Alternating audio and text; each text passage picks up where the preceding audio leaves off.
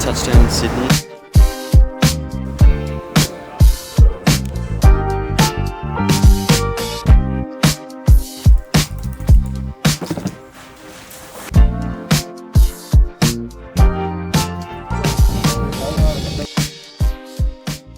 It's the 14th of December. I got in Japan in 11 days. I've been just having a countdown down for like 40 days now. I was trying to work out where to go for New Year's. And I was like, I don't really like festivals anymore. I was originally planning to go to Bali, and then someone said it's wet season. I went to Japan last year, and I like Japan's my favorite country I've been to by far. So I booked flights to Japan like a while ago, and it's currently Sunday. I'm flying to Sydney tomorrow, 7 a.m. flight, flying back Tuesday. So I've got a shoot tomorrow, I gotta shoot Tuesday, I gotta shoot Wednesday, I gotta shoot Thursday, I gotta shoot Friday, I gotta shoot Saturday, and then I will have one more shoot probably before Christmas. Sort of behind, not behind, like I got time, but it's just like not ideal. We're working from Mum's place today.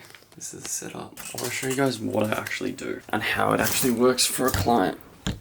Bear with me. So tomorrow I'm shooting George. This is George. He runs a ceramic coating business, and he also has a coaching program. My favorite types of clients to work with are ones that have like some type of online business they're running, like whether it be like online coaching or mentorship and like programs, for example. Reason being is like the conversion for it is so much easier. For example, if you have someone who runs a coaching program, they might do sales calls, and if you have a video that pops off, the viewer can see the video and straight away they just go and book a call, and then it turns into money. They're my best performing clients for sure, because with these it's like if they sell a high ticket product, it's not necessarily about how many views you're getting them.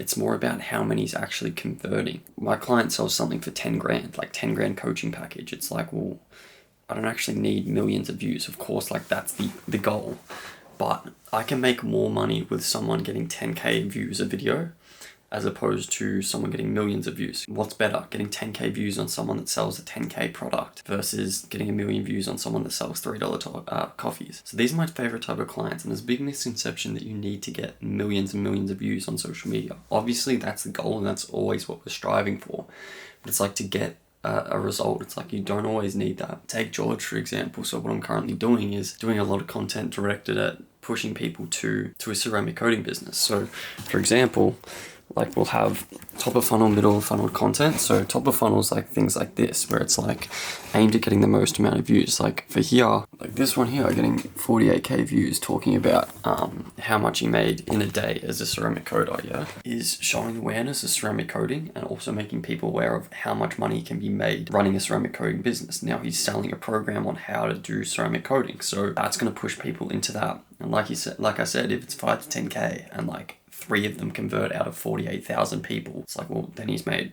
up to 30 grand off this video, you know? So there's a lot of money to be made. It's all about what type of clients you serve. By working with these types of people, like the job just becomes easier. Anyway, we've done 1 month with him. First month's all about just testing content and just like throwing stuff out there. Obviously calculated, but a lot of it is seeing what sticks. And now we found this video to hit. So I'm going to make another like 7 videos like this. For example, we do a daily earnings every single day of Monday, Tuesday, Wednesday, Thursday, Friday. Then I'm going to turn it into like reformat into it a weekly thing. So once you find a video that does well, you want to try and repackage it in different ways because you know viewers enjoy that type of video. So that's our top of funnel content. Top of funnel is just getting people to know who George is and what his business is and what he's selling. And then we're also going to have middle of funnel content, which is getting people to like George and build more of a connection with George. So that's content that's like this, for example. It did 16k here. Again, not massive, but it's like, obviously we're aiming for bigger numbers than this, but that type of number when you're selling a high ticket product is really valuable. And it's first month, so now it becomes a matter of like, okay, we've seen what kind of works. Let's double down on it and let's like repackage it. This is our middle funnel content, which is storytelling, showing people who George is, what his life is, getting people to like George and his story. The bottom of funnel content is all about converting and building trust. Top of funnel is all about getting attention. Middle of funnel is all about building that connection. And then bottom of funnel is all about converting. So that's kind of what you got to focus on, or what we focus on personally when we work with our clients. And like I said, we like to work with people who are selling high ticket things, ideally selling something online. The conversion mechanism is so much easier as opposed to like having to go in person. Don't get me wrong, I don't want to be someone that just like talks down on cafes and stuff because everyone deserves social media marketing. It's just so much harder being like a content marketer and working with those people if you want to make more money. If someone approaches me from a cafe, I just say, hey, honestly, it's better you learning this stuff yourself and running it yourself, because unless you're a massive cafe, it's going to be hard to acquire like serious talent for this, just because you can't pay massive amounts. Unless you're like Starbucks or something, like a big franchise, it makes a bit more sense. But if you're just like a local coffee shop, you're better off just building your own thing. Like there's someone who's done it so well. His name's Homeboy, and he's done it in Australia, and he's built this massive audience just documenting him running his cafe. He did it all himself. Like if he couldn't have got that same effect, or wouldn't be able to pay for someone to do it for him, but he did it himself, and it has done wonders. He's selling like merch and products and things like that, and he'd be making so much money just purely off the fact of learning it himself and doing it himself. So that's kind of what I focus on as a content marketer. I focus on working with that type of client just because it suits what I'm after more. I'm not saying like it can't be done for cafes. It definitely can be done for cafes. It's just more understanding how it's not perceived as valuable as it can be, as opposed to working with someone selling expensive things. Because if I help someone sell more expensive things, like I can charge higher prices, okay? And my job becomes easier because it doesn't become a game of like getting millions and millions and millions of views. Because if I'm getting millions and millions and millions of views and they're not converting, then it's like, well, what's the point? That's essentially what I'm doing right now. I'm putting a list of ideas that we're going to shoot tomorrow. All are in the realm of the goals of George's business and the purpose of posting content. So it's obviously to generate more sales and convert more people into his program. So all the content plays a part in actually achieving that objective. As soon as you start creating content that doesn't align with that, well, then it's just vanity metrics. Like you could get 1 million views, but if it's not converting to anything, then they're just paying for just vanity metrics. Like it means nothing. There's so many different styles of content and ways you can go about it, and some people are just creators and their goal is to get as many views as possible, and that's okay. Some is to convert because they're running a business. Some is to just build a personal brand and they don't want millions of views, they just want loyal followers and things like that. So one thing I've noticed about social media, and a lot of people like to tell you like this is the best way of doing content and you have to be doing this style and this is the most viral style. The truth is they all work. Every single style of content works, and no one's better than the other because it's all subjective. It all comes down to what your goals are, who you are, and what you're trying to do. Because if you're doing storytelling content and you want to build like a loyal fan base, then storytelling makes perfect sense. But you're someone that works 18 hours a day and doesn't have time to pick up a camera every day and film a thing talking about how they're running their 8 to 9 figure business, it's like then storytelling doesn't really work for you. They need more of like a one-day shoot. Hey, punch out as much content as we can in one day because this is all the time I got meetings to attend to. That content works best for them. So it's not about like, oh, you should do this style, you should do that style. It's about what works for you. And coming from a content marketing point of view, I would recommend identifying the type of client you want to work with and identifying styles of what you produce specific to that person, okay? And I would get really good at one single style, because some problems I've faced is like trying to do too many different styles of content and trying to scale that way, because you get to a point where you're doing like storytelling content and then you're also doing like talking head and all these different styles, but the issue is they all take different lengths of time to actually execute on. So you can never have clear timetables of like, hey, we're doing a shoot this day and then we'll do another client this day, because this client might be quicker and this client might take a lot longer, okay? So I would recommend get really good at one single style and make that your signature. The easiest way to scale is to have a signature style that you're really good that can instantly be copied and pasted across. It's not bring on a client and we'll go, maybe we'll do this, maybe this. No, you know exactly what you do and who it serves. So if someone approaches you and is like, hey, I want to work with you guys, you say, okay, do they fit what we do? If yes, great, bring them on. If no, then sorry, like this just doesn't align with what we do, and that's fine. Like part of the game is turning down people. Like I've turned down hundreds of people, and it's honestly a great place to be in. When you're starting, you probably you have to kind of take on what you can to just get your reps in, get your case studies up. But when you're at a point where you want to scale, then you have to start thinking, okay, how do we systemize this thing? How do we make it repeatable? How do we make it as efficient and lean as possible? And that's kind of the next step. But yeah, that's what I'm doing right now. I'm building this content strategy out. That's sort of an insight of how I do it. The research ideation phase is now and scripting. And then obviously tomorrow's going to be the filming. I upload it. Then it's going to be the editing phase. And then I'm going to post the videos. It's 5 a.m. I'm not going to lie, I've been up for like half an hour. But we're getting picked up in like 10 minutes. The flight at 7. Slept well. Last time I had a Sydney trip, man, I slept like 3 hours and it was fucked. Like, it was so bad. I felt like I was drunk the whole day. It was not fun. Yeah, no, it should be a good day. I'm seeing George. Obviously, I went through the process yesterday of preparing for that. And I'm excited to vlog it. I feel like I've never completed a full vlog. So, it would be nice to have like a full vlog. You know? Actually put together something. I bought that much camera gear and things to be like, yeah, I need something more mobile. No, the first thing was I need this camera to like have something more high quality. To be fair, this camera's made me thousands of dollars because I've been able to create content for other people with it, but I should be using it for myself. It's just big, like it looks sick. But then I bought an Osmo, so I was like, I need something more mobile to film myself because my iPhone doesn't have storage. And I was like, then I don't really like the Osmo quality. Like, it's good, but so I was like, I need the new iPhone. So I got the new iPhone. The iPhone's been good, to be fair, but we're back on this. I even bought these fucking things, the Ray-Bans. Bro, I'm crazy. Alright, sure. Hi, good, thanks, how are you? Thanks.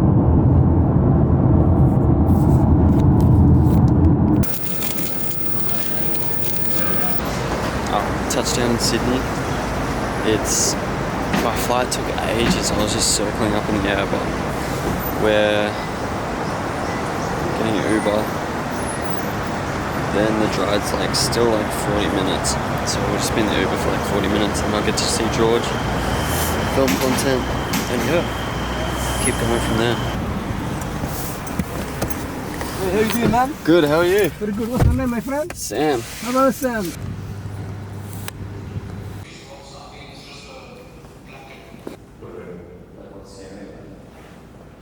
We're at George's shop now. I've just spent the past like 2 hours, not 2 hours, like an hour and a half, actually filling out the scripts. So I had a bunch of videos I wanted to do. Just needed his input on the actual videos. Now we're just waiting to get some drinks and then we'll actually film the content. Yeah. 15K and invested it back into the business and I grew super fast from there. When did you actually part ways? Was it this year?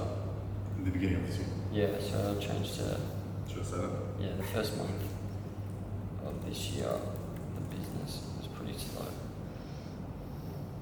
Good. Yeah, hold on, mate. Thanks very much. No worries, mate. Bye-bye. 5% of new mobile detailers, 65% of new mobile detailing businesses fail within the first 18 months because of these reasons. Stop being a car detailer. First thing is I stopped being a car detailer. No, seriously, I was spending 8 hours. No, seriously, I was spending 8 hours cleaning dirty cars just to make $200. No, seriously, I'd spend 8 hours. No, seriously, I'd spend 8 hours. No, seriously, I'd spend 8 hours of cleaning dirty cars just to make $200. So, no, seriously, I was spending 8 hours cleaning dirty cars just to make $200. No, seriously, I was spending 8 hours. No, seriously, I was cleaning fucking hell, bro.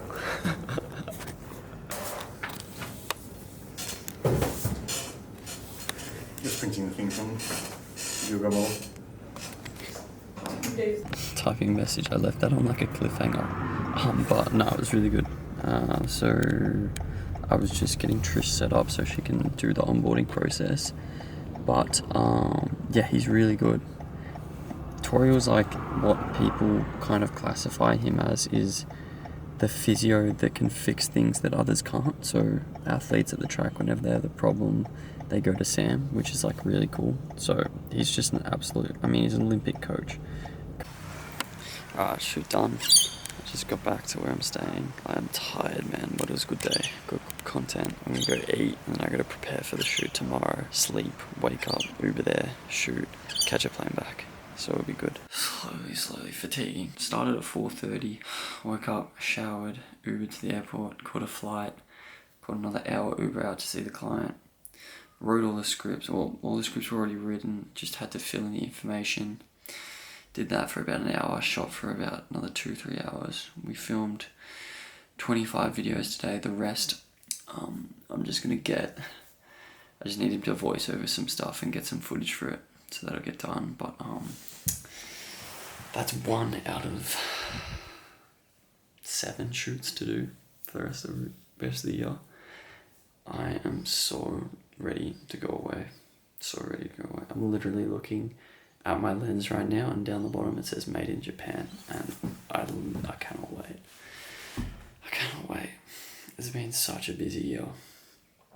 Grew a lot. Business grew. I grew. I'm ready to go away, man. I'm going away for 3 weeks, and I'm just switching off. I'm going to focus purely on content over there. That's why I'm doing all these shoots now. Well, normally I would be shooting anyway, but the main objective is to get content that carries over. So whilst I'm away, I can switch off. Everything's handled in the background because of the work I'm doing now. So I've honestly been on this sprint for probably 2 months now, where, I mean, honestly, I've predominantly worked every day until I can remember, but really, like, hey, every single day, like, client fulfillment, client getting work done, like, just smashing it out, which is great, but I knew it was like, I did it with the purpose of like, hey, this is just the final push before I go away, and then I can sort of relax a bit, which will be really good. I'm so looking forward to it. It's been a massive year. I just need to step back. I love Japan. It's my favorite place. So step back and really just reflect on the year. Plan next year as well. That's what I'm excited for. I've got a lot of stuff planned. There's a lot of stuff I want to build. I have so many ideas. I just want to step back and be able to clearly think about the best way to go about achieving all of them. But 2026 is going to be a big year. I want to share more of this, show what I'm doing, show what I'm building, and just have stuff to look back on. Like, I always loved making videos. I used to make gaming videos. That was my whole beginning. So now it's come full circle to making my own videos. I was happy with today. Actually, I've got enough footage now for a full vlog, which is sick, and I've still got tomorrow to film. What I just brought on a new client as well in the Uber, so that was bad. One of my clients referred me one, so I got to shoot with them on Thursday. I was just planning out everything. That was the voice note I was sending. So I spoke to Tori, one of my clients, and she's got one of her coaches wants content as well. Got another client on board, which is mad. Just adds to the busyness, but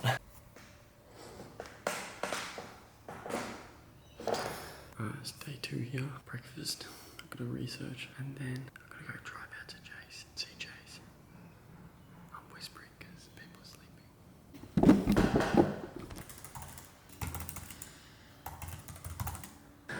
I'm about to book the Uber. I got about an hour's drive. I just whipped up all the ideas then. But when you have time fresh, you can kind of whip some shit up. But no, it's all good. I actually really like what we got on today. I'm doing a lot of personal stuff, like personal stories, how Jason did certain things, client stuff, whatever. Anyway, I gotta book an Uber. Got about an hour's Uber ride, and then we'll go see Jace and get his content done. Let's do it. Look at this. Fresh studio.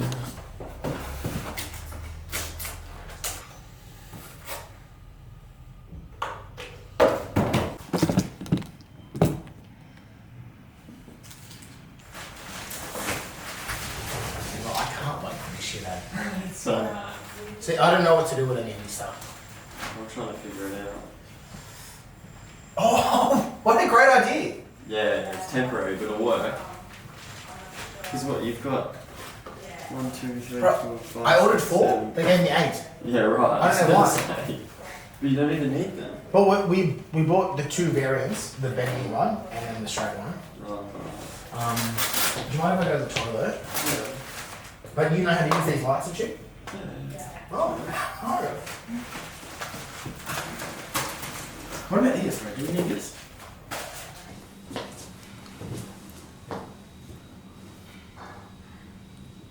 So what I'm basically trying to do, I'm trying to set up like a fake podcast. So I'll have Jace here, I'll have Rhea there, and just go back and forth. Because a really easy way to get content is to just do like question-based stuff. Question-based hooks are so good. If you can just ask a question like, what's the best suburb to buy in? What's the best suburb to invest in Australia? What are the top 5 suburbs in Australia? Things like that. If you ask a question like that, it's just straight to the point. the viewer gets full context of the video. They know exactly what to expect the rest of the video. And then you just have an answer. As long as the question's engaging and people care about the topic, then more often than not, you're going to perform really well. One of my first ever viral videos was, what's the best suburb? What's the best city in Melbourne?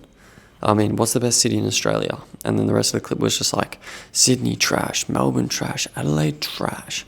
Just talking about all the things.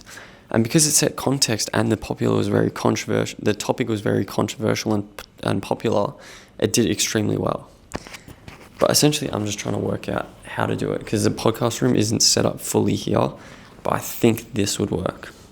It's not going to be like perfect, but it's still going to be good as long as the topics are really good, which I think they are. But another thing is the TAM of this niche is quite small. Like we're talking about property investing, it's quite small compared to something like sport or fitness. There's a lot of less qualified people to care about property investing. So the views in these, like the amount of views you get for people is going to kind of depend on how many people actually care about that.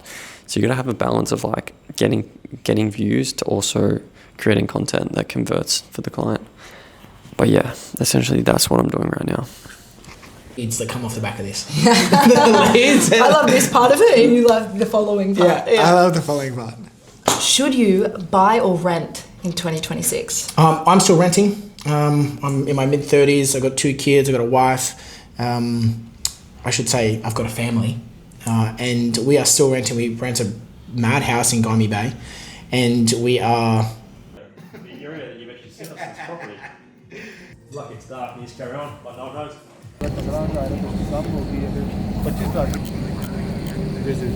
लेकिन वो right side पे नहीं ना